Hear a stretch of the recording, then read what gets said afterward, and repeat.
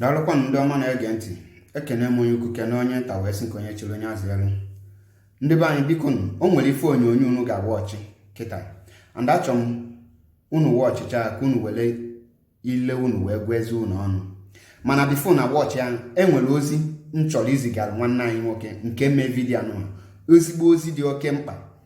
Achọrọ m nwanne anyị nwoke a nke mee vidiyo anụ a nya biko ka ọ pọblishie afa ndị nwe dat PVC okpokọta ka anyị malụ ka ụmụ nwanne anyị ndị nke bi na Abuja njego mee PVC ka ekpotere ya PVC bịa yafuo na Lagos wee kpolu nke ndị be anyị ụmụ nwanne anyị ndị nọ na Lagos gaa yafuzie n'obodo ndị ugwu ebe ha ma afịa, maka na ọ ga-enye aka ka anyị wee malụ ma ndị yafu nyawu PVC ma ha nwere ndị ha na-atageti ma nwere tribe ma region ha na-atageti.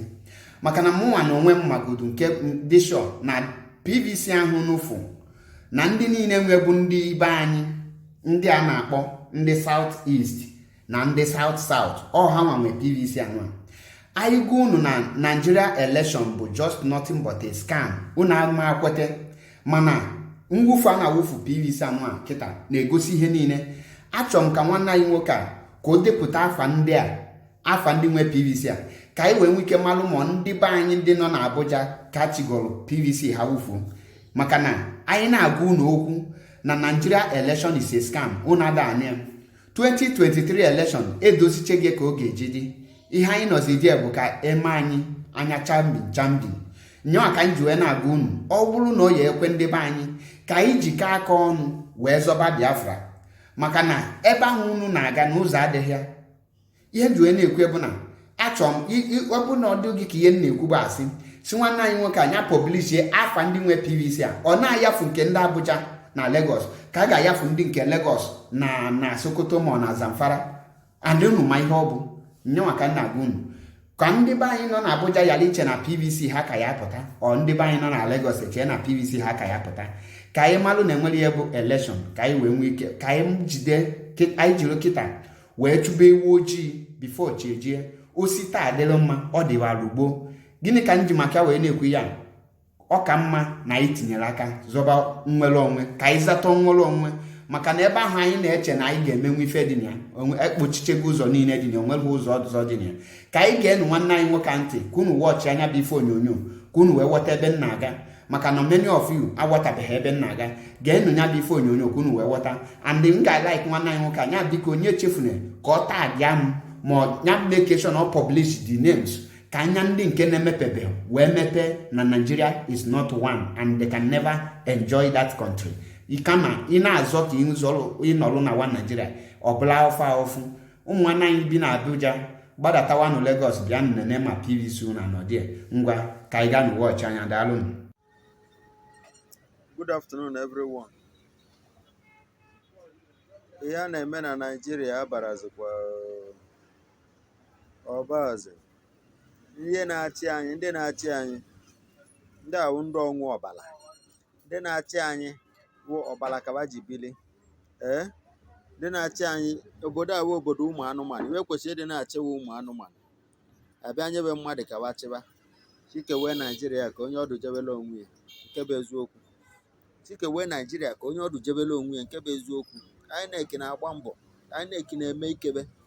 Voters card gị fụtakwala ị na-asị na ị nwere voters card na ị ga-achị ekiche ebụla voters card gị fụtale aghachilie n'ụzọ Ibadan.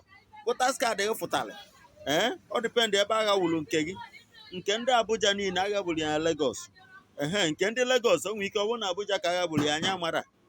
Today this morning ana m aga morning race ọsọ ụtụtụ, anọ m n'iru m na anya m echi na moto na-aghawu voters card ndị mmadụ na-aghafu voters card live, mana echile m kamera phone aka m ese the moto sete the number.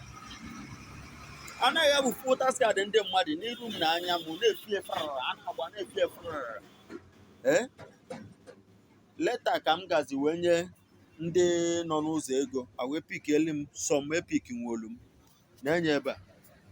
All of them bụ Abuja voters card. Ya bụ Abuja voters card. Ihe ọ dị ebe a 270 voters card all from Abuja. Ama m etu m esi mee ka o luo ndị nwe n'aka. All of them gbagba from Abuja. Ọ bụ na Lagos at least mụ na onwe m nọ Lagos, anọ m Ojodu Bega. Ọ bụ na Lagos ọ ka dị nso, but Abuja is very far.